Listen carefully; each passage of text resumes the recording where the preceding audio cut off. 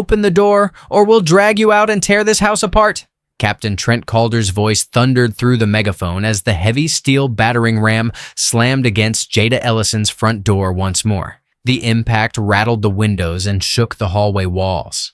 15 deputies spread across her front lawn as if they owned the property, their boots grinding through the grass while neighbors gathered across the street, phones raised to record every second. Captain Trent Calder stood at the center in his tactical vest, smirking as he signaled his men to strike the door again. "You're surrounded," he shouted. "Nobody's coming to save you." Inside the silent house, Jada Ellison refused to touch the door. Instead, she calmly picked up her phone and dialed a number almost no civilian in America could reach, a direct line to the Pentagon that the men outside had no idea she possessed. Before we continue, drop a comment and let me know where in the world you're watching from. And please subscribe. Tomorrow's story is one you absolutely cannot miss. Through the white plantation blinds, Jada Ellison watched 15 armed officers fan out across her front lawn. Their boots crushed the morning dew into the grass her father had tended for 40 years. Sheriff Brock Whitaker stood in the center, hands on his belt, a fake smile plastered on his face. Next to him, Captain Trent Calder gripped his radio with white knuckles, barking orders. "Miss Ellison, this is the county sheriff's department. Come out with your hands visible." Calder's voice boomed through the megaphone. Jada's heart pounded fiercely, yet her military training took over. She moved with purpose, not panic. Her phone was already recording video as she spoke in a clear, steady voice. "I am documenting an unannounced police presence at my residence." Through the window, she saw Judge Miriam Caldwell drop her gardening shears next door. The retired federal judge straightened her back, watching intently as more patrol cars pulled up. "We have authority to search these premises for stolen federal property," Calder shouted. "Exit the building now!" Jada grabbed her father's old iPad and started a second recording. Officers claim search authority, but have presented no warrant, no federal agents visible, no marked federal vehicles present. She moved quickly through the house, locking each interior door. The home's original hardwood floors creaked beneath her feet, floors her father had restored by hand after retiring from the Army. She would not let them destroy his legacy without cause. Captain Trent Calder and Sheriff Brock Whitaker are deploying officers around all exits. No warrant has been shown. No paperwork presented, no prior notice of any investigation received. Her fingers flew across the phone screen. She sent a quick message to Judge Caldwell. "Call everyone. Watch them." Then she hit send just as Calder's voice crackled through the megaphone again. "This is your final warning. We will breach if necessary." Jada kept her voice steady for the recording. Captain Trent Calder, threatening forced entry without displaying a warrant or probable cause. Outside, neighbors emerged from their homes. Phones appeared in their hands. Sheriff Brock Whitaker stepped forward, all practiced charm and false concern. "Now, folks, please stay back," he called to the growing crowd. "This is a sensitive operation. We're just doing our jobs here." But Calder wasn't bothering with the act. He stalked the perimeter, face reddening. Position units at every point, nobody in or out. Jada documented it all. Officers establishing siege positions, no probable cause stated, no warrant displayed. She saw Sienna's blue Honda turn onto their street only to be stopped by a patrol car. Her daughter's face filled with shock as an officer forced her to park across the block. "My 19-year-old daughter is being prevented from approaching her own home. No cause given, no charges stated." The morning sun climbed higher, casting harsh shadows across her father's carefully maintained flower beds as boots trampled through them. More neighbors gathered, more phones recorded. Sheriff Whitaker kept performing for the audience while Calder grew increasingly agitated. "Miss Ellison," Calder bellowed, "you are interfering with a federal investigation. Exit now or face obstruction charges." Jada spoke clearly into both devices. Captain Trent Calder claiming federal authority, still no federal agents present, no warrant presented, no legitimate chain of command visible. She noticed one officer using oddly formal military terms as he radioed positions, but his phrasing was wrong. The kind of mistakes someone would make trying to sound official without proper training. Her father had taught her to spot those tells. Officer at the northwest corner using incorrect military terminology, inconsistent with standard federal protocols. Through the window, she saw Judge Miriam Caldwell on her phone, likely calling every legal contact she had. The retired judge's presence was a blessing. She knew exactly what proper procedure should look like, and this was not it. Calder's voice rose another notch. Secure the power lines. I want this place dark. Captain Trent Calder, ordering utilities cut without warrant or cause. She moved efficiently through the house, backing up her recordings to cloud storage. The morning light streamed through windows that had witnessed 50 years of her family's history. Her father's medals still hung on the study wall. His files still filled the cabinets. Whatever they wanted, they were not going to get it through intimidation. Sheriff Whitaker's voice drifted through the walls, all honey-coated menace. Ms. Ellison, let's handle this reasonably. No one needs to get hurt here. But Jada had seen enough. This was not a legitimate police action. This was a coordinated illegal siege in broad daylight, and she would not open her door without proof of their authority. 15 armed officers surrounding a private residence. No warrant, no federal presence, no legitimate authority demonstrated. Sheriff Brock Whitaker and Captain Trent Calder leading an unauthorized operation. She stood in her father's study, surrounded by the life he had built, and faced the truth of what was happening. They thought she would break under pressure. They thought fear and public humiliation would make her surrender her rights. They were wrong. Through the blinds, she watched Calder grip his tactical vest, fury building in his face.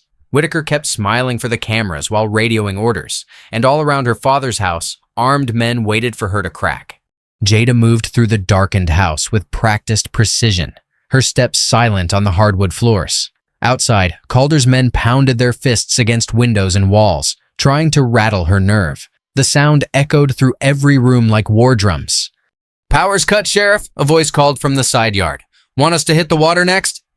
Through the study, blinds, Jada watched Judge Miriam Caldwell on her phone, pacing her garden in her worn denim work clothes. The retired judge's voice carried across the lawn as she rallied support.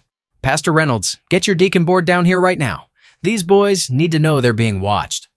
Jada pulled her father's old army footlocker from beneath his desk. The combination lock clicked softly. 7419, her birthday. Inside lay his service papers, medals, and the fireproof document case he had made her promise to protect. She tucked it into the hidden wall panel he had built behind his bookshelf, a space that looked like nothing more than shadow, unless you knew where to press. "Ms. Ellison," Sheriff Whitaker's voice oozed false concern. "Your continued obstruction will be noted in our report. Think about how this looks." She knew exactly how it looked. That was the point. 15 armed officers surrounding a black woman's home without cause or warrant. But they had not counted on her neighbors having phones and memories and voices.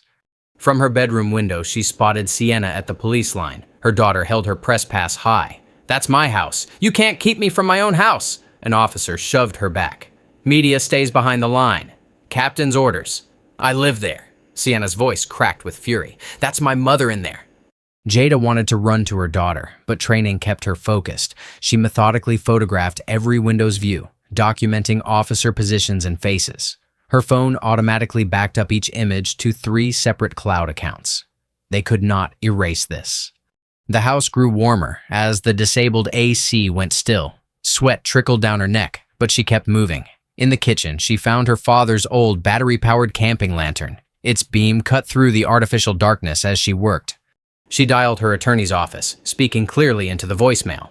"This is Jada Ellison. I am recording unlawful police action at my residence. 15 armed officers present. No warrant shown. Power cut. Daughter denied access. Judge Miriam Caldwell witnessing. Please respond."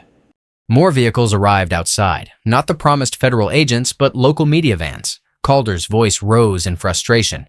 "Clear these civilians back. Establish a 100-yard perimeter." But the crowd held firm.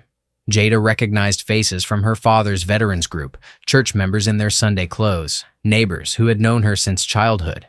They stood in clusters on the sidewalk, phones raised, witnesses to every move. "Last warning, Miss Ellison," Calder shouted. "You're only making this harder on yourself." She noted how he said, "harder on yourself, not worse for yourself." The phrasing was wrong. Real federal agents had precise language protocols. These men were play-acting badly. Through her father's study window, she watched an officer direct units using mangled military terms. Alpha Team established defensive positions at Vector Point Charlie. It was gibberish, the kind of talk someone would use after watching too many action movies. "They're trying to make her look unstable," Judge Miriam Caldwell's voice carried from next door. "Getting all those news cameras here before they even show a warrant, making it a spectacle." The judge was right. They wanted her to break, to run out screaming, to give them an excuse. Instead, Jada documented everything with military precision. Statements, witnesses, every detail. The house grew stuffier as the summer sun beat down. Officers circled like wolves, testing windows, rattling doors. Sheriff Whitaker kept up his performance for the cameras. Now, folks, I know this looks concerning, but we have information about serious federal violations. Ms. Ellison just needs to cooperate.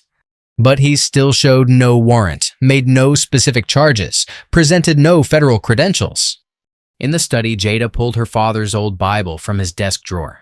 The leather was worn soft from years of handling. Her father had read from it every morning right up until the day he died. If armed men ever come to the house in daylight, he had told her once, you use this number. Only in daylight, baby girl. That's when they think they're untouchable.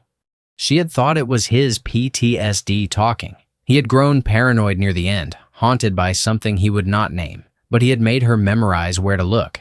Inside the cover, behind the dedication page, sweat dripped onto the thin pages as she opened it by lantern light.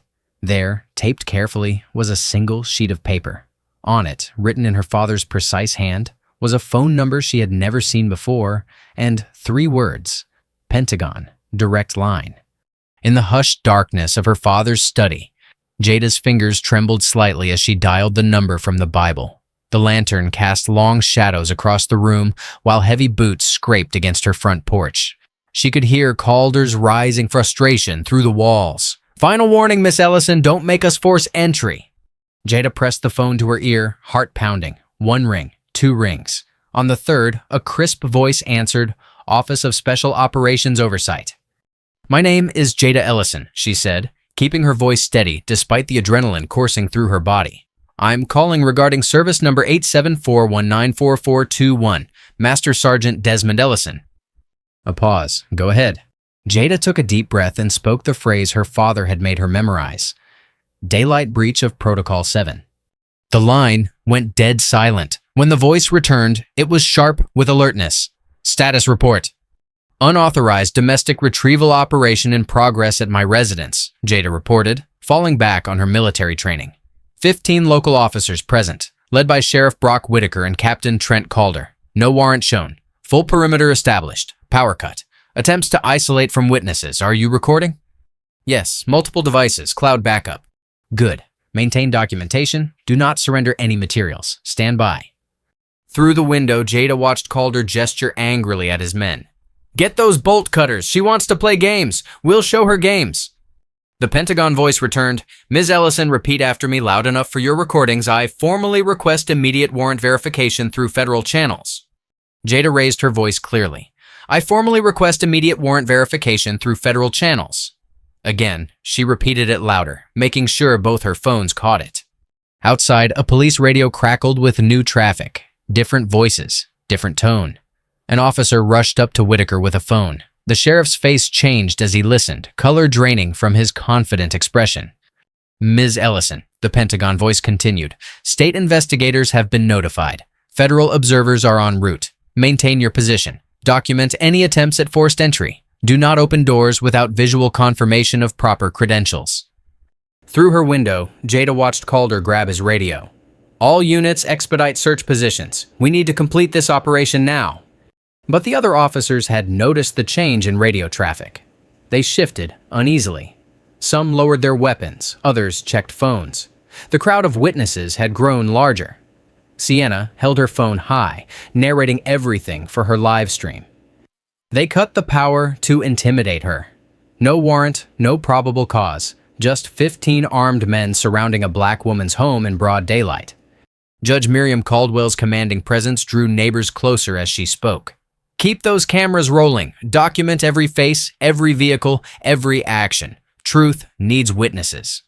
Calder's frustration boiled over. He pulled 2 deputies aside, speaking in harsh whispers while pointing toward the back of the house. They nodded and began moving along the perimeter, trying to look casual. Target address is now flagged, the Pentagon voice informed Jada. All body camera footage has been marked for preservation. Local dispatch has been notified of federal interest. State Internal Affairs is responding. Through the window, Jada spotted the first black SUV rolling slowly down her street. Then another, and another. The vehicles moved with quiet authority, government plates catching the sunlight. Men in suits emerged, accompanied by state police investigators in tactical gear. The change in the officers' demeanor was instant and dramatic. Those who had been shouting threats now stared at their boots. Others busied themselves with equipment, avoiding eye contact with the arriving authorities. Sheriff Whitaker's phone rang again. This time, his face did not just pale. It crumpled. He grabbed Calder's arm, whispering urgently. The captain's aggressive stance deflated as he listened. "Ms. Ellison," the Pentagon voice returned, "federal observers are on scene. State investigators will establish a new perimeter.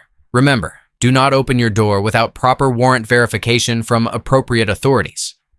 "Understood," Jada replied, watching more official vehicles arrive. The street was filling with serious-faced men and women carrying badges that made her local police force step back. Sienna's live stream captured it all. "State police are here now. The sheriff looks like he's about to be sick. Captain Trent Calder just threw his tactical vest in his car." The officers who had surrounded her house with such intimidating authority now looked like schoolboys caught in a dangerous prank. Some hurried to their vehicles. Others stood frozen, uncertain whether leaving or staying would make things worse. Judge Miriam Caldwell's voice rose above the confusion. "Now, we'll see what a real warrant looks like, if one exists at all." Through her father's study window, Jada watched the men who had come to terrorize her transform from predators to prey. The black SUVs kept coming, their tinted windows reflecting the harsh daylight. Each new arrival made the local officers shrink further into themselves, their earlier bravado evaporating in the summer heat. Under the harsh afternoon sun, Sheriff Brock Whitaker's polished facade began to crack. State investigators in dark suits moved methodically through the crowd of officers, collecting body cameras and phones. Federal observers with stern expressions took notes while internal affairs personnel separated deputies for questioning. "This was a legitimate emergency response," Whitaker announced loudly, forcing a smile that did not reach his eyes. "We received credible information about stolen federal property." "Then you can produce the warrant," a state investigator cut in, her badge gleaming, "along with the federal authorization for this operation." Whitaker's smile faltered. "Given the time-sensitive nature, there is no warrant," Judge Miriam Caldwell called out from her position near the property line. "No paperwork at all, just 15 armed men surrounding a woman's home without cause." Captain Trent Calder paced near his vehicle, barking at younger officers. "Stop standing around like idiots. Secure your gear and maintain position until—" Another investigator interrupted. "All personnel need to remain exactly where they are. Equipment stays in place for documentation." Calder's face reddened. "Now listen here, Captain." The investigator's voice hardened. "That wasn't a suggestion. Your aggressive tone is already raising concerns about command conduct during this operation." Neighbors pressed closer, phones recording every exchange. Sienna's live stream captured Calder's barely contained rage as he stomped away from his subordinates. Her commentary was precise and damning. "The captain, who threatened to break down my mother's door, can't even look at federal badges without losing his composure."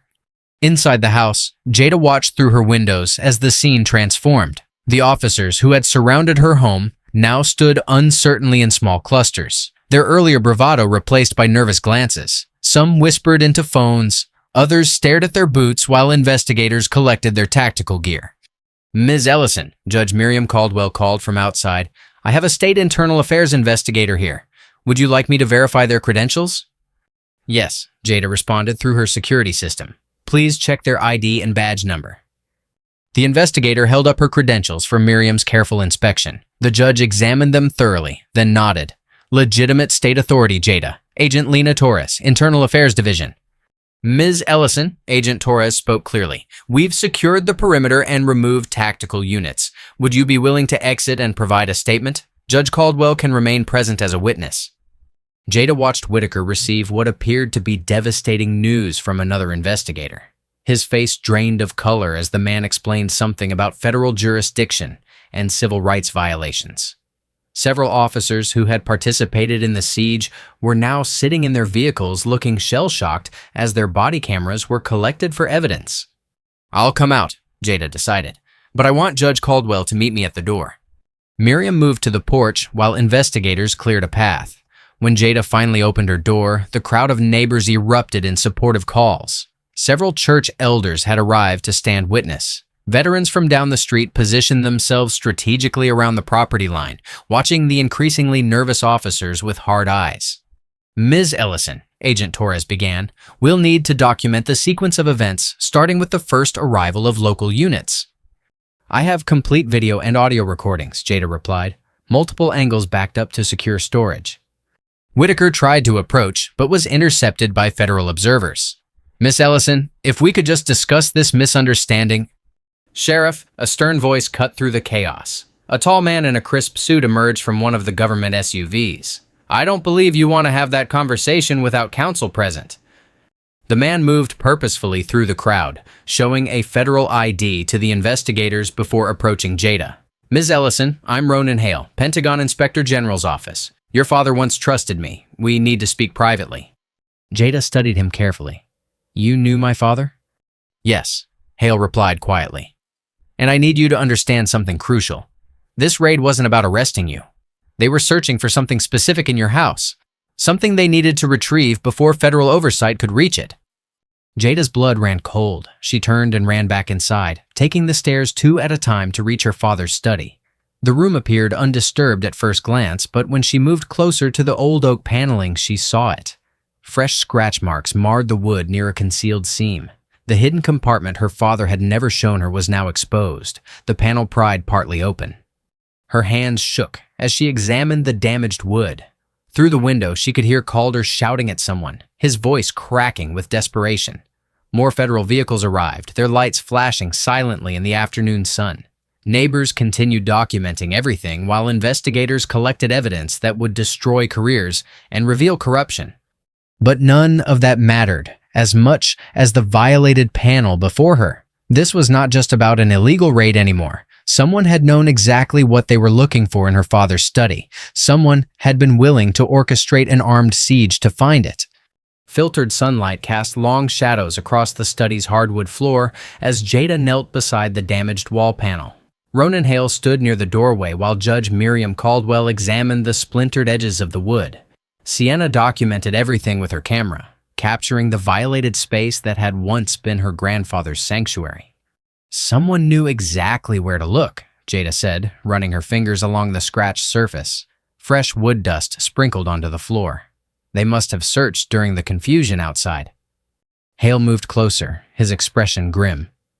"The panel design is military grade, the kind used in secure facilities. Your father modified it himself." "I never even knew it existed," Jada admitted. She pressed carefully along the damaged section, feeling for anything the intruders might have missed. Her fingers caught on a slight irregularity. "Wait." Judge Miriam Caldwell leaned in. "What do you see, Jada?" "It's not just one layer." Jada traced the hidden seam. "There's another compartment behind this one." She applied pressure to specific points, remembering how her father had always emphasized the importance of backup plans. A soft click rewarded her patience. A second panel slid open, revealing a shallow space untouched by the earlier search. Inside lay several items carefully wrapped in oilcloth. Jada removed them one by one, laying them on her father's old desk while Sienna recorded. "A challenge coin," Hale identified the first item. "That's from our old investigative unit." He picked it up, turning it to catch the light. "I haven't seen one of these in 20 years. Jada unwrapped a bundle of papers covered in her father's precise handwriting. The notes were filled with strings of numbers and letters, clearly coded. A storage locker number was written clearly on one corner, M-47B. Below it, 2 words stood out in block letters, Brass Locust. "What does that mean?" Sienna asked, zooming in on the phrase. "It was a classified designation," Hale replied quietly. "Something your grandfather and I investigated before." He trailed off, looking uncomfortable. At the bottom of the compartment lay an old photograph, its edges worn soft with age. Jada recognized her father immediately, younger, in his dress uniform, standing proudly beside a fresh-faced Ronan Hale. A third man stood with them, but his face had been deliberately scratched out of the image. "Who was he?" Jada asked, holding up the photo. Hale's jaw tightened. "Someone who betrayed everything we were trying to protect. Your father and I were part of an internal inquiry into stolen military technology, advanced targeting systems being diverted through domestic channels. We had proof, documentation, witnesses. But before we could present our findings, everything fell apart." Judge Miriam Caldwell moved to the window, watching the investigators still processing the scene outside. Is that why they tried to destroy his reputation? To discredit any evidence he might have kept?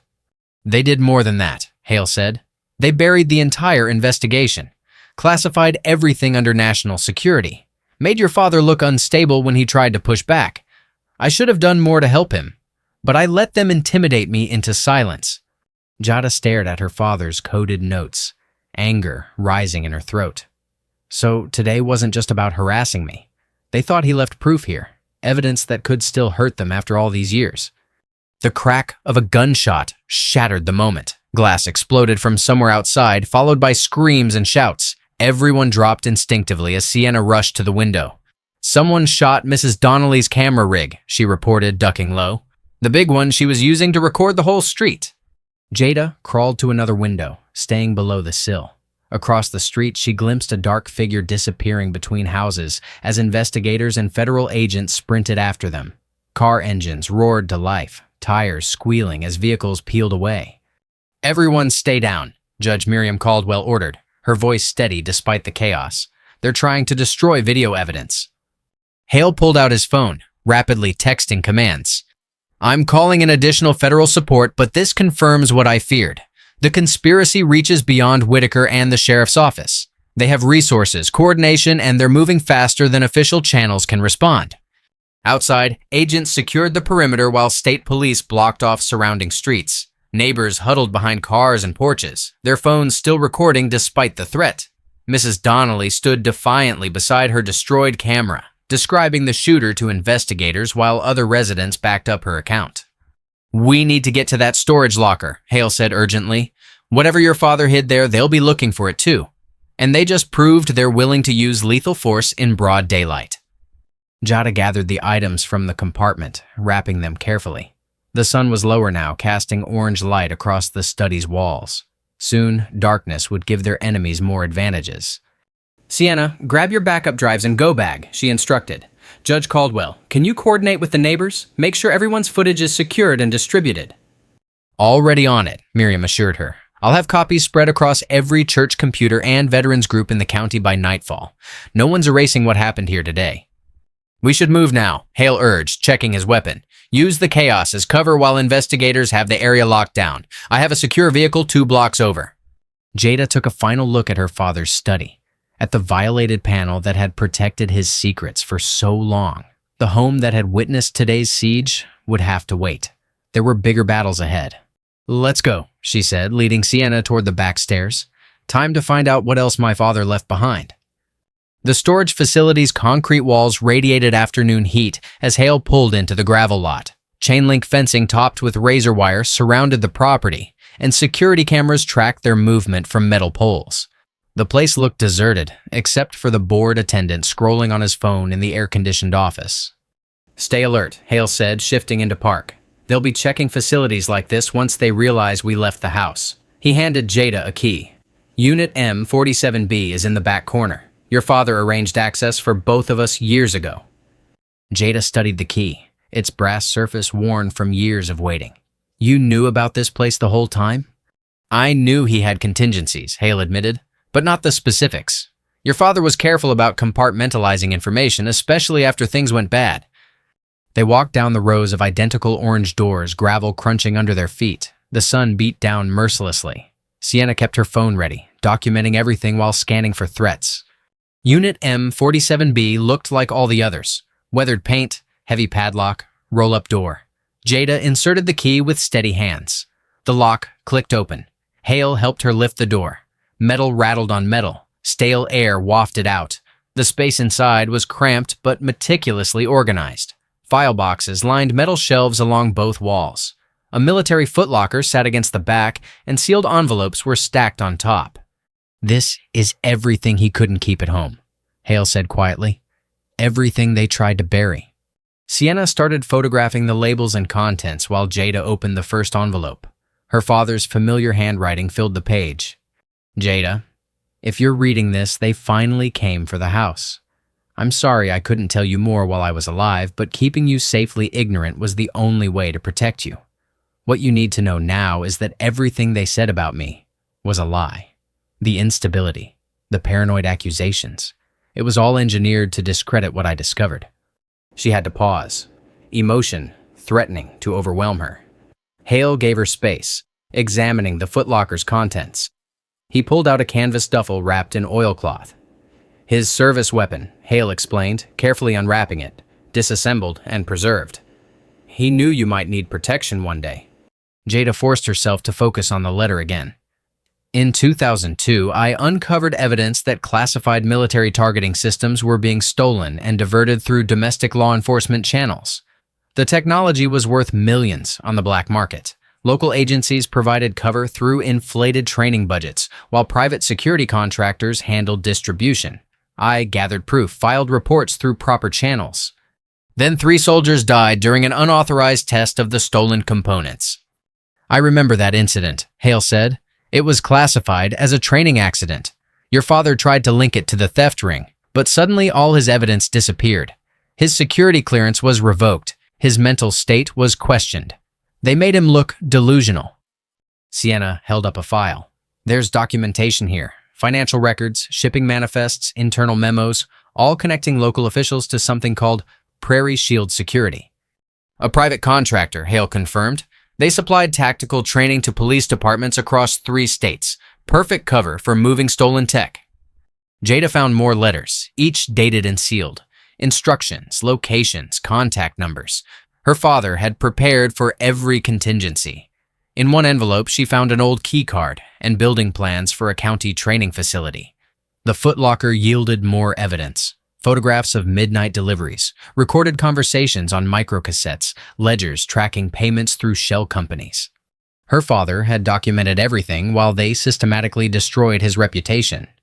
Some of these records implicate current officials, Sienna said, scanning documents with her phone. Sheriff Whitaker's name appears multiple times, and Councilman Victor Langford. He's listed as a financial backer of Prairie Shield. That explains the coordinated response today, Hale said. They're still protecting the operation after all these years. Your father hid evidence that could expose dozens of people in power. Jada checked her watch. We need to move. They'll trace us here eventually. They quickly sorted through the remaining materials, taking only the most crucial evidence. Jada packed the letters and key documents into her bag, while Sienna backed up her photos to encrypted cloud storage. Hale wrapped the disassembled sidearm back in its oilcloth. What about the rest? Sienna asked, looking at the shelves of remaining files. We'll have to come back with a proper team, Hale said. Right now, we just need enough proof to force an official investigation. They carefully closed the unit, replacing the lock. The lot was still empty except for the attendant's car. Everything looked normal, undisturbed. Hale drove them back toward the main road, taking a different route than they had arrived. The late afternoon sun cast long shadows across the pavement. They were less than a mile from the storage facility when Jada noticed it in the side mirror. A black SUV pulling out from a side street, matching their speed. We've got company, she said quietly, watching the vehicle settle into position behind them. The black SUV surged forward without warning, ramming into their rear quarter panel with crushing force. Metal screamed against metal as their car spun wildly toward the concrete median. Sienna clutched the evidence bag to her chest while Hale fought the steering wheel. Brace! Jada shouted, grabbing the headrest as they skidded sideways. Their vehicle slammed into the median with a sickening crunch, airbags exploding in a cloud of white powder. For a moment, everything was chaos and ringing ears. Then Jada heard car doors opening behind them. Police! Show your hands! A voice bellowed. But something was wrong about the tone. Too aggressive. Too eager. Through the cracked side mirror, Jada saw 4 men approaching with weapons drawn. They wore plain clothes and tactical vests, but no badges or proper identification. Their movements were uncoordinated, nothing like real police procedure. Sienna, stay down, Jada ordered, reaching for the duffel bag. Her fingers found the oilcloth wrap containing her father's disassembled sidearm. Years of military training took over as she quickly joined the pieces together. Hale shifted painfully beside her, blood seeping from a graze on his upper arm where glass had cut him. They're not real officers, he whispered. The approach is all wrong. The fake officers spread out around their damaged car. One of them aimed directly at Sienna through the rear window. That was another mistake. No legitimate officer would target an unarmed teenager first.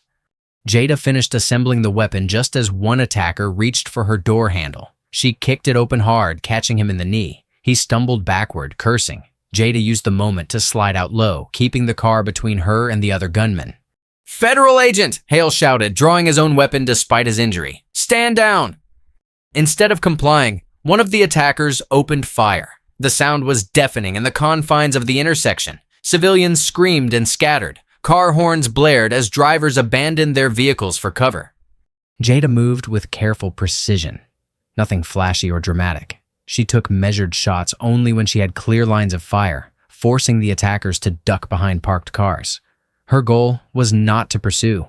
It was to protect her family and survive. "Sienna, move to the median when I tell you," she called. "Keep the evidence secure." A delivery truck screeched to a halt at an angle, accidentally blocking one gunman's position. The driver bailed out and ran, leaving the engine running. Sienna used the distraction to scramble over the center console, still gripping the document bag. "Now!" Jada laid down, covering fire, while Sienna sprinted to the median's concrete barrier.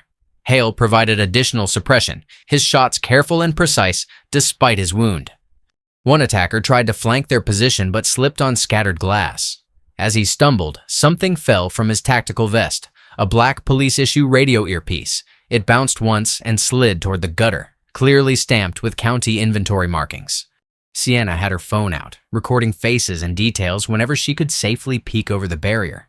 Got clear shots of two of them and their vehicle plates. Sirens wailed in the distance, getting closer. The attackers heard it too. Their coordinated assault began to fall apart. "We need to move!" one of them shouted. "Now!" They retreated in stages, two providing cover, while two ran back to their SUV. Jada did not chase or take unnecessary risks. She maintained defensive fire only when they presented clear threats. The black SUV peeled away just as the first legitimate police units appeared at the far end of the intersection. Jada carefully set her weapon down and raised her hands, making sure approaching officers could see she was complying. "Federal agent," Hale called out again, displaying his credentials. "We were attacked by armed suspects impersonating law enforcement." The scene quickly filled with real police cars, paramedics, and crime scene units, but Jada noticed how some officers exchanged looks when they saw the county-issued earpiece. A few touched their own radio sets self-consciously. She realized they could not trust any local evidence chain. The corruption went too deep. Traffic backed up for blocks as investigators photographed bullet casings and impact marks. Paramedics bandaged Hale's arm while Sienna gave a preliminary statement, carefully omitting any mention of the storage facility or documents. Jada stood beside their ruined car, watching the controlled chaos of the crime scene. The attack had been professional but rushed, likely triggered when someone spotted them leaving the storage facility. The fake officers had expected an easy ambush against unprepared targets. Instead, they had faced trained resistance and fled when witnesses appeared. But they would try again, probably somewhere more isolated next time. Jada retrieved her father's gun and the spent casings from her position, legally documenting everything through proper channels, but she kept the earpiece separate, wrapped in a clean handkerchief. That piece of evidence would go directly to federal authorities, along with the rest of what they had recovered from the locker. A detective approached with a notebook, ready to take her statement. Jada composed her face into a calm mask, prepared to share only the minimum required by law. The real investigation would have to happen outside local jurisdiction. The evening sun cast long shadows through Judge Miriam Caldwell's kitchen windows as Hale winced under Maria's careful cleaning of his arm wound. The retired nurse from 3 doors down had come as soon as Miriam called, bringing her medical kit and decades of experience, treating everything from scraped knees to gunshot grazes. "Hold still," Maria muttered, dabbing antiseptic on the cut. "At least it's shallow." Across the kitchen table, Sienna's fingers flew over her laptop keyboard, creating backup after backup of the evidence they had recovered. Her phone lay beside her, streaming the local news coverage of both the morning siege and afternoon shooting. "This is garbage," Sienna said, gesturing at the screen. "Listen to how they're spinning it." The news anchor's voice filled the kitchen. "Questions remain about this morning's law enforcement operation at the home of a local resident with alleged ties to missing federal property. Sheriff Whitaker's office describes the incident as an unfortunate miscommunication that escalated unnecessarily." Miscommunication. Jada's voice was quiet but sharp. "They surrounded my house with 15 armed men and no warrant." They're already trying to bury it, Hale said, checking his secure phone. My contacts say the department's media response team is in full damage control. Miriam stood at her window, phone pressed to her ear as she coordinated with community leaders. Yes, Pastor Reynolds, we need witnesses. Bring anyone you trust. These people operate in shadows. We're going to shine light on every corner. Jada's own phone buzzed with notifications. Anonymous accounts were spreading selected pieces of her background online. Her military service twisted to suggest instability. Her father's final years used to imply hereditary paranoia. Her home security measures painted as signs of dangerous obsession. They got my bank records somehow, Sienna said, scrolling through social media. They're trying to make it look like we're hiding something. A knock at the front door made everyone tense. Miriam checked through the peephole, then opened it cautiously. Mrs. Patel from across the street stood there, wringing her hands. I'm sorry, she said, voice shaking. 2 men came to my house. They said I shouldn't talk about what I saw this morning. They said it could affect my son's teaching job at the high school. Come in, Miriam said firmly. You're not alone in this. As evening approached, more neighbors arrived. The retired Marine who lived on the corner, 3 pastors from local churches, the president of the neighborhood association, fellow veterans who had served with Jada's father.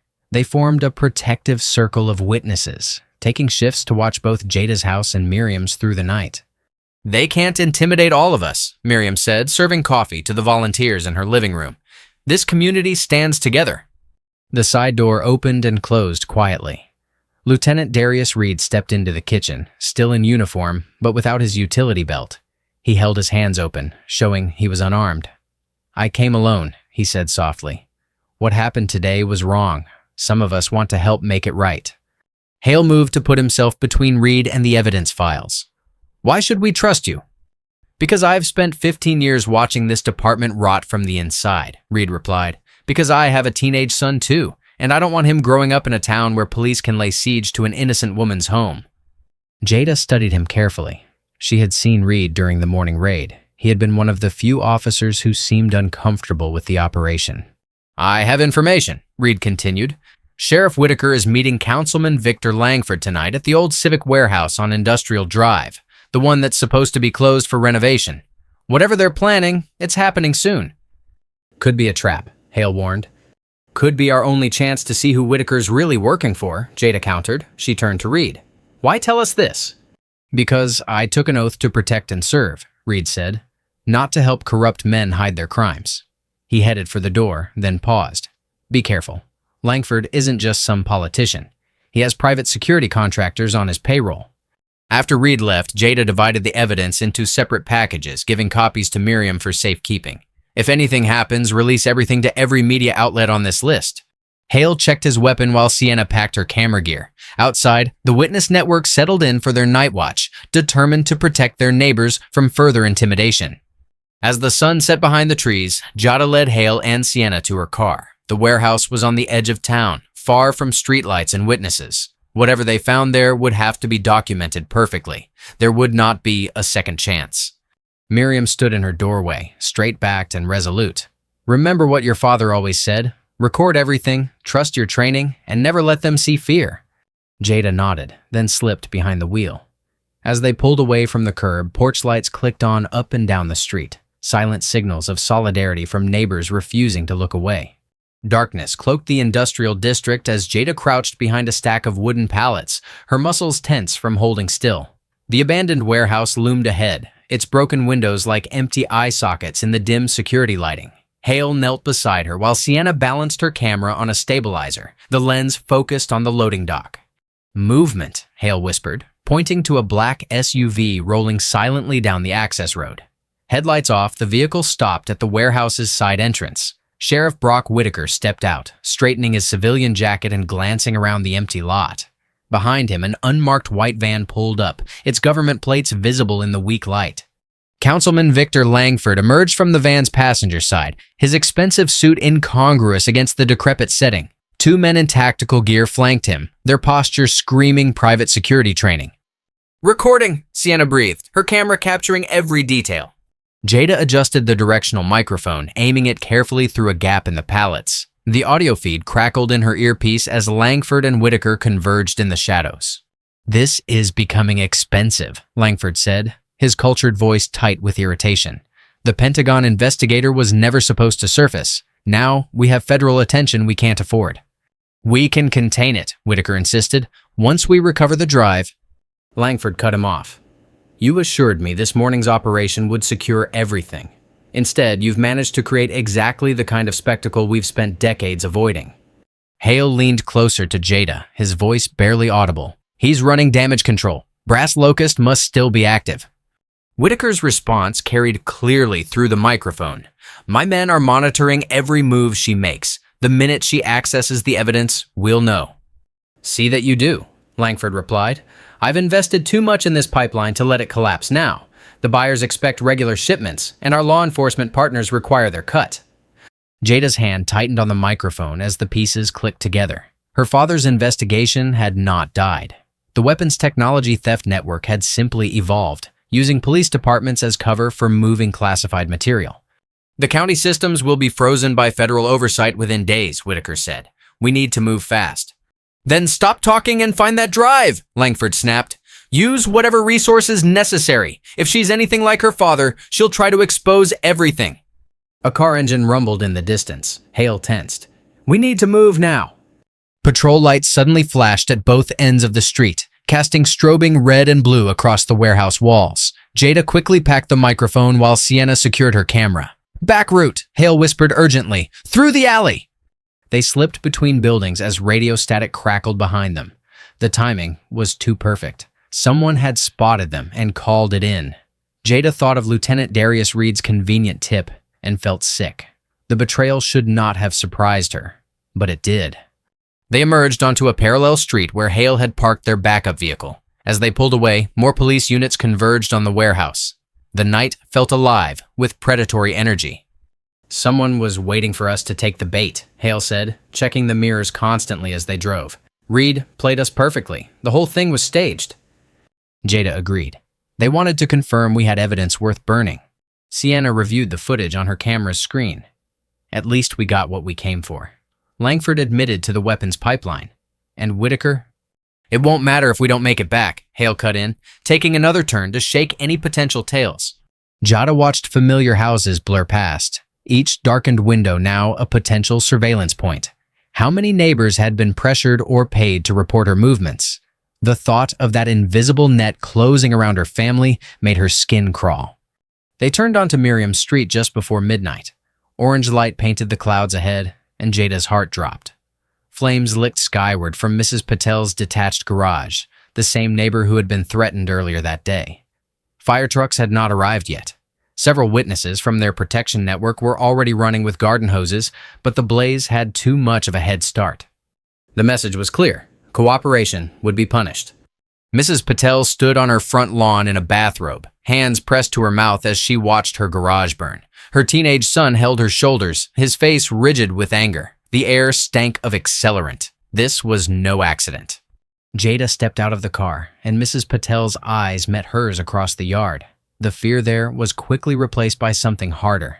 Determination.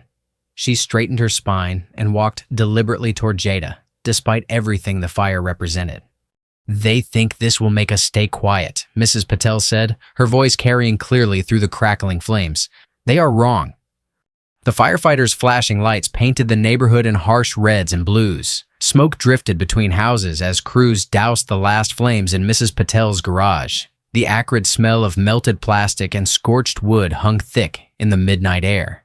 Miriam moved through clusters of neighbors in her robe and slippers, her voice steady and reassuring. Stay together. Document everything. We'll have patrols watching all night. She carried herself with the same authority she had wielded from the bench, turning fear into resolve. Jada studied the destroyed garage. The fire's message was crude but effective. Shut up or burn. She touched the blackened doorframe, finding accelerant residue still tacky on the wood. This was not random. It was professional intimidation, barely disguised as vandalism. Mom, Sienna called from Miriam's front porch, her laptop casting blue light across her face. The siege footage is ready. Should I release it now? Do it, Jada said. All channels. Inside Miriam's living room, neighbors crowded around Sienna's screen. The edited video showed the morning's events with damning clarity. 15 armed officers surrounding a home without cause, Whitaker's false claims of authority, Calder's escalating threats. The timestamps and multiple angles left no room for denial. "Send it to every local station," Hale said, working his phone. "I've got federal contacts standing by to preserve it before anyone tries scrubbing it." Miriam returned from comforting Mrs. Patel. Her expression hardened as she watched the footage. "I'm going on camera right now. The press needs to hear from someone they can't dismiss." Within 30 minutes, news vans arrived. Miriam stood in her front yard, poised and dignified despite the late hour. The camera lights caught the silver in her hair as she spoke with quiet fury. "I witnessed today's illegal siege as a retired federal judge. What I saw was a coordinated abuse of power, targeting a respected neighbor, a former soldier and single mother. Hours later, apparent retaliation destroyed property, while armed men tried to silence witnesses. This corruption must end."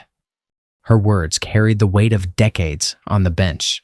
The reporters leaned in, hungry for more. Miriam gave them exactly what they needed: clear, quotable condemnation from a trusted voice. Hale stepped away from a phone call, his face brightening. "Emergency preservation orders just came through. They're locking down body cameras, radio logs, everything. Calder's being called in for immediate questioning." "The warehouse audio?" Jada asked. "Submitted with chain of custody documentation. That earpiece, they dropped links directly to county inventory. Combined with Langford's recorded admissions about the weapons pipeline, it's enough for federal warrants by morning." More news crews arrived as Sienna's footage spread online. The story was breaking faster than anyone could contain it. Jada watched viewer counts climbing, shares multiplying, outraged comments flooding in.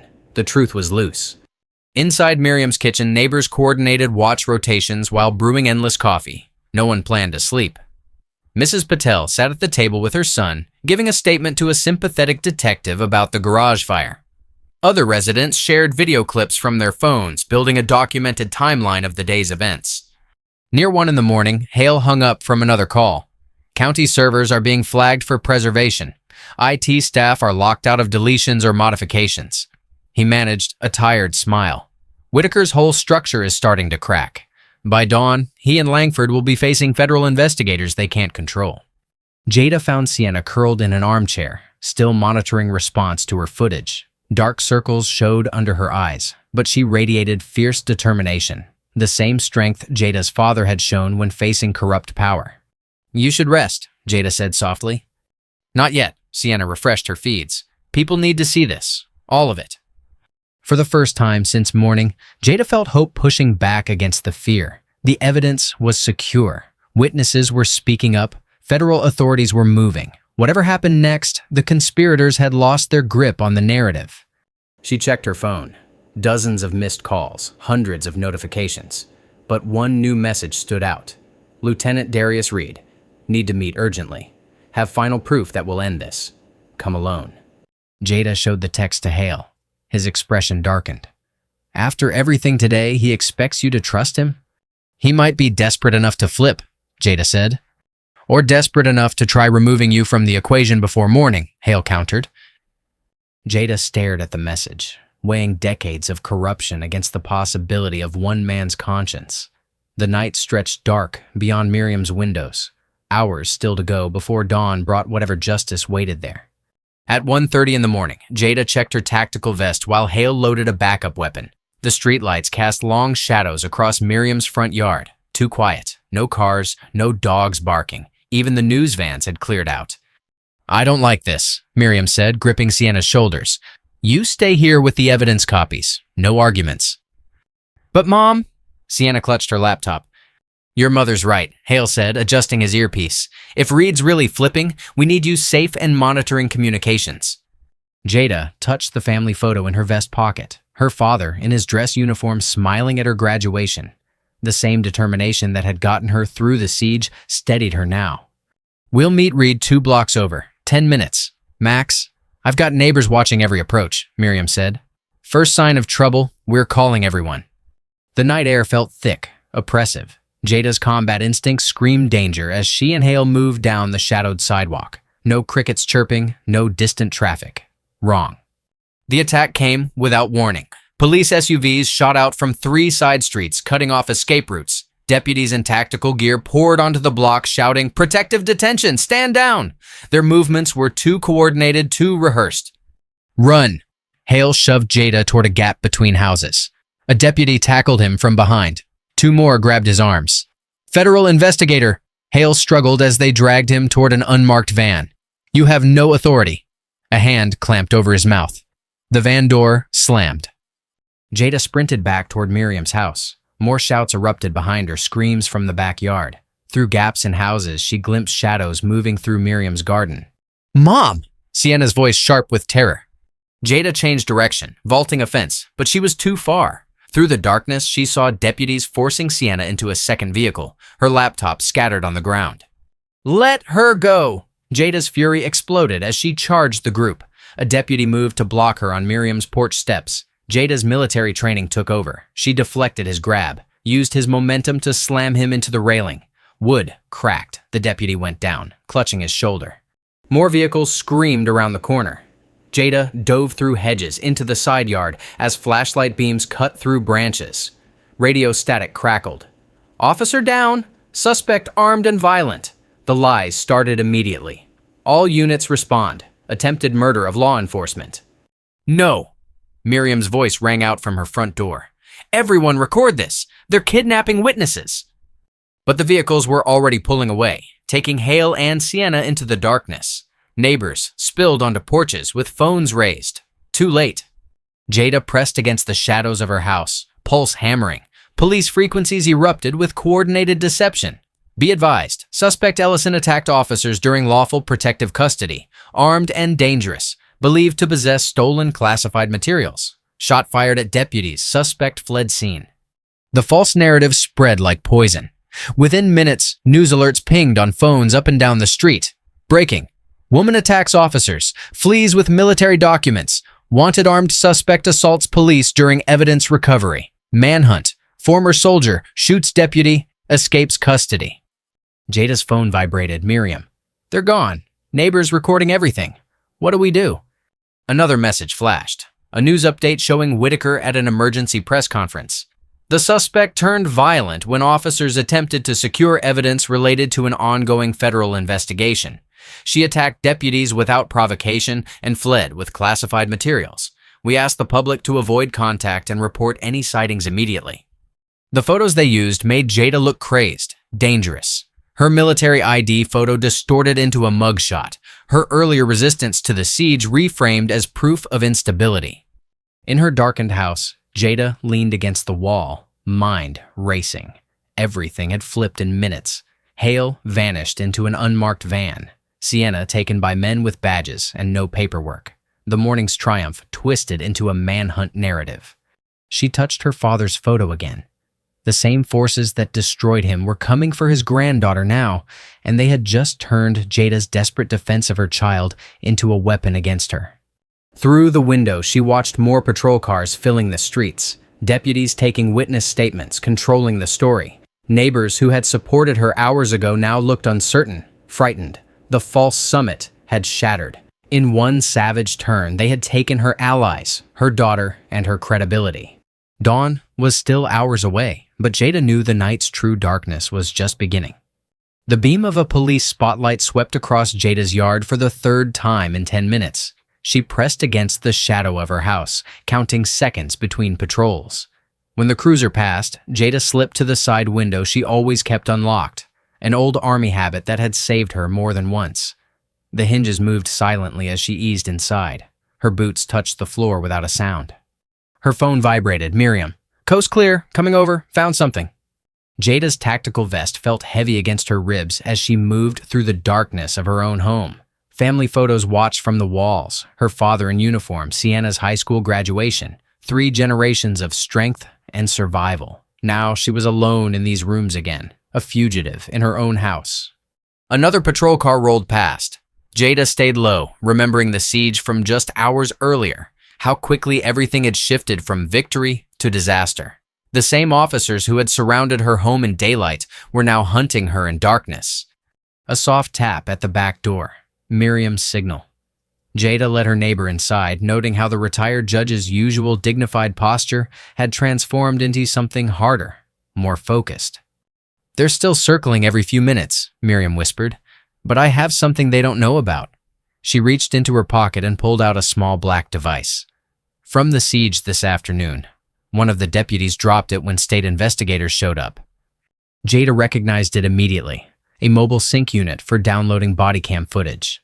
I grabbed it before they could notice it was missing, Miriam's eyes gleamed. It was still actively copying when I found it. Jada's pulse quickened as she took the device. Standard department issue meant to back up footage in the field.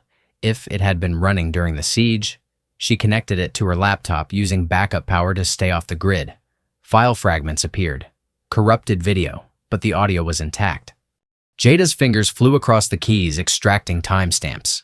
The first clip crackled with Whitaker's voice. No warrant yet. Calder says we can't wait for processing. Move in now. Got you, Jada whispered. She kept digging through files. Calder's distinctive growl. Find that drive before state gets here. Langford wants everything cleared. Then another voice, smooth and cultured. Had to be Councilman Victor Langford himself. If she keeps resisting, we move the girl. Clean facility outside town. Off books. Jada's hands clenched. They had planned to take Sienna all along. The siege, the pressure campaign, Reed's betrayal. It was all orchestrated to force her hand. There's more, Miriam said. She pulled a folded paper from her sleeve. Hale dropped this when they grabbed him. I think he meant for us to find it. Jada smoothed out the county map. Hale's hurried marks showed patrol routes, timing notes, and one location circled in red. An abandoned sheriff's department training facility 10 miles outside town. The clean facility. That's where they took them, Jada breathed. She cross-referenced the map against her memory of county radio patterns. 3 years as an emergency logistics analyst had taught her how departments moved, how they timed routes and coordinated vehicles. The training site was perfect. Remote enough to hide illegal detention, but close enough to maintain quick response times. The audio fragments confirmed it. Background radio chatter matched known patrol schedules. Vehicle noise patterns suggested regular routes between the facility and town. Even the warehouse meeting had referenced supply runs to that sector. They're experienced at hiding things out there, Jada said, marking access points on the map, but they've never hidden from someone who knows their habits. She placed her father's photo beside the laptop. His eyes seemed to watch her as she worked, reminding her of everything he had taught her about preparation and patience. Dawn was approaching. The first pale light touched the windows as Jada compiled her evidence. The body cam audio proved the siege was illegal. The facility location explained the kidnappings. Together, they formed a chain of conspiracy that even Whitaker could not twist into a manhunt narrative. But evidence alone was not enough. They still had Sienna. They still had Hale. And every minute Jada waited increased the risk that they would be moved or silenced. She touched her father's face in the photo. He had faced the same choice years ago. Expose the truth or protect his family. They had destroyed him for choosing truth. Now, they expected her to break the same way. Through the window, she saw another patrol car roll past, slower this time, hunting her, expecting her to run or hide or surrender. The sky was beginning to brighten. Soon the morning news would spread Whitaker's lies about a dangerous fugitive attacking officers. But Jada was not running anymore. She spread the map wider, marking entry points and patrol timing. Her military training merged with her analyst's eye, seeing patterns and possibilities. They thought they had trapped her. Instead, they had given her everything she needed: proof, motivation, and a clear target.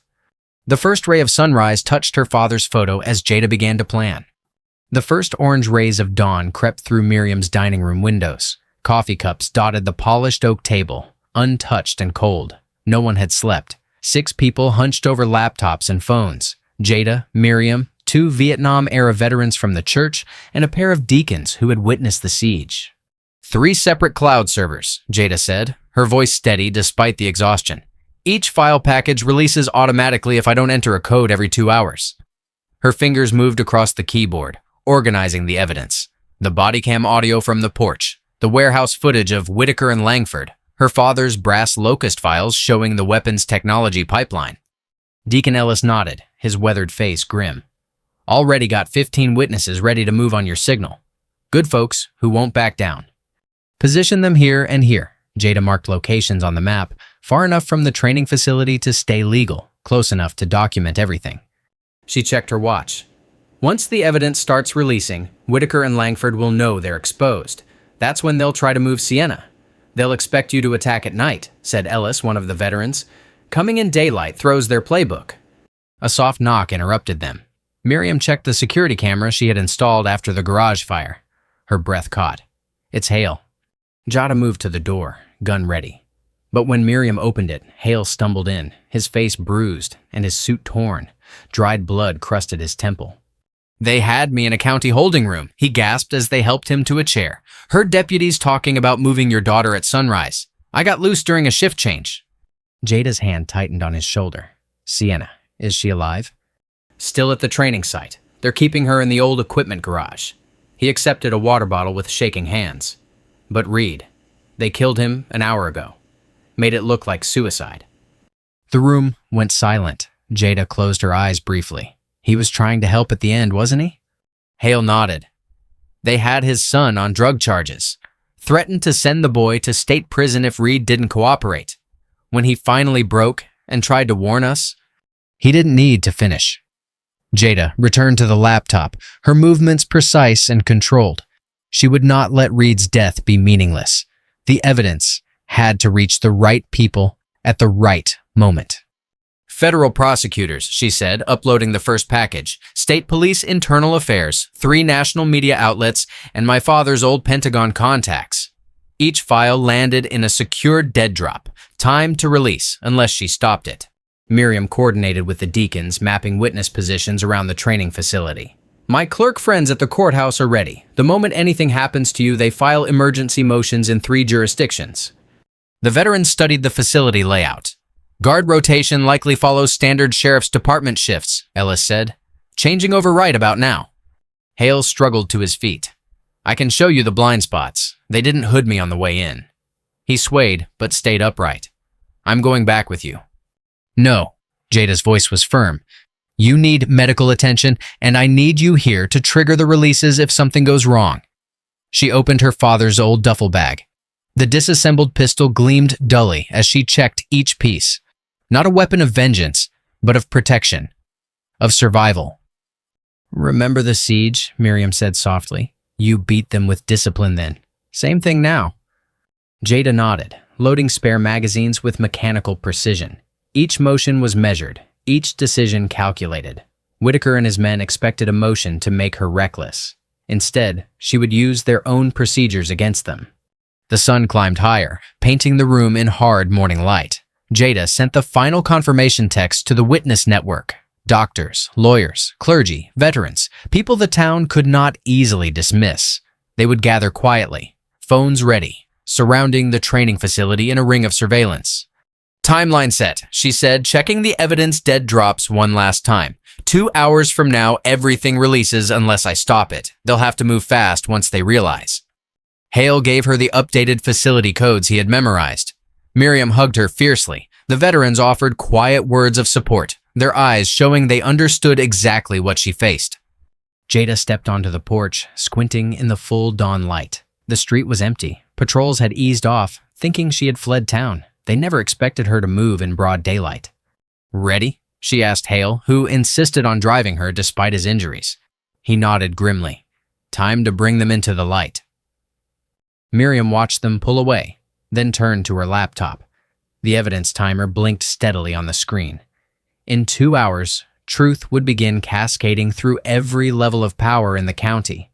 She placed her hand on the keyboard, ready to activate the sequence that would force justice into the open. The morning sun climbed higher over Maple Grove as Jada's car moved steadily toward the county line, carrying her straight toward the people who had tried to bury both truth and family in darkness. The county training facility sprawled across 5 dusty acres, its chain-link perimeter glinting in the late morning sun. Concrete buildings and weathered storage sheds dotted the grounds, casting harsh shadows across packed dirt and old firing ranges. From their position on the service road, Jada and Hale studied the layout through binoculars. 4 vehicles by the main building, Hale whispered, his injuries making his breathing shallow. 2 sheriff's department, 1 unmarked SUV, and what looks like private security. Jada tracked movement through her scope. Men in tactical gear carried boxes between buildings, while others established defensive positions. Their urgency confirmed they knew the evidence dead drops were ticking. Hale pointed to a low-equipment garage. That's where they're holding Sienna. 2 guards, rotating patterns. Jada measured angles and cover spots. Her military training surfaced automatically. A maintenance shed offered Hale a protected firing position with clear lines across the yard. The old concrete berms could give her concealment for a close approach. "Remember," she said, checking her father's pistol one final time, "we're not here for revenge. Control your shots. Wound if you have to, but no killing unless there's no choice." Hale nodded, sweat beading on his bruised face. "Miriam's people are 7 minutes out. Federal response may be 15. They split up. Hale moving through tall grass toward the maintenance shed, while Jada circled wide around the perimeter. The morning heat pressed down as she crossed open ground between cover spots, timing her movements to match guard rotations. Through breaks in the buildings, she glimpsed Whitaker pacing near the main entrance, barking into a phone. 3 private contractors in unmarked tactical gear moved equipment into a van, burning the evidence just as they had feared. Jada reached the first berm and pressed against sun-warmed concrete. 20 yards ahead, the equipment garage stood dark and silent. She raised her small signal mirror, catching light through a narrow window. After 3 seconds, an answering flash came from inside. Sienna was alert and watching. Good girl. A burst of static from the facility's external speakers made everyone freeze. The emergency broadcast system was activating across the county. Then, Whitaker's own voice filled the air, the damning body cam audio from the siege now playing on every police and emergency channel in the state. "No warrant. Find the drive before state arrives. Langford wants this contained." Chaos erupted. One deputy immediately threw down his weapon, hands raised. Others looked to Whitaker in confusion. The private contractors shifted uneasily, realizing their employer's name was now radioactive. Jada used the distraction to close the final distance to the garage. Through the window, she saw Sienna working at the electrical panel despite her bound hands. Smart Girl had found a way to reach the gate controls. The main gate's motor whined and died. Vehicle after vehicle died as Sienna killed power to the entire facility. Whitaker's escape route was sealed. "Federal agents incoming," someone shouted from the perimeter. "Multiple units, lights and sirens." Councilman Victor Langford emerged from the main building, his polished facade cracking. "Everyone stay calm. This can still be managed." A shot cracked across the yard, Hale providing cover fire from the maintenance shed. The private contractors scattered for defensive positions. Return fire hammered the shed's metal walls. Jada burst through the garage's side door as 2 deputies rushed to stop her. She dropped the first with a shot to the leg, disarmed the second with a precise strike to the wrist. No killing, just control. "Mom," Sienna called from behind a tool cabinet. "Stay down." Jada moved to cover her daughter as bullets punched through windows. More sirens wailed in the distance. The body cam audio kept playing, drowning out Langford's attempts to restore order. 2 more deputies surrendered, placing their weapons on the ground. Jada cut Sienna's restraints. "Can you move?" "Yeah, I memorized their radio codes. Got the gate frequencies. Figured you'd come." Pride surged through Jada's chest. Her daughter had stayed strong, stayed smart. An engine roared outside. Whitaker had reached a vehicle and was trying to ram through the dead gate. The metal barrier held. "It's over, Brock," Langford shouted. "We need to negotiate." "Shut up!" Whitaker abandoned the vehicle and ran back toward the garage, pistol raised. His carefully maintained mask had shattered completely. Jada pushed Sienna behind a heavy workbench. Hale's covering fire kept the remaining contractors pinned down. Through the windows, she glimpsed multiple vehicles approaching on the main road. Miriam's witness convoy arriving right on schedule. Whitaker burst through the garage door wild-eyed and sweating. His weapon swung toward them as federal sirens screamed closer. "You think you've won?" he snarled. "You think exposing this fixes anything?" "It's done," Jada said calmly. "The truth is already out there. Every channel. Every jurisdiction." His finger tightened on the trigger. Jada shifted, placing herself firmly between the gun and her daughter. She would not give him the satisfaction of seeing fear.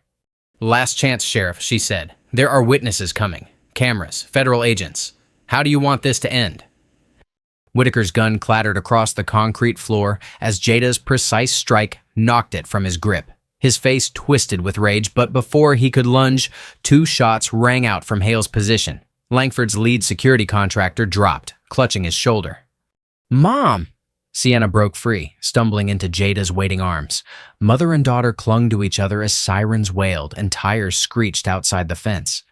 State police vehicles poured through the main entrance, lights flashing in the late morning sun.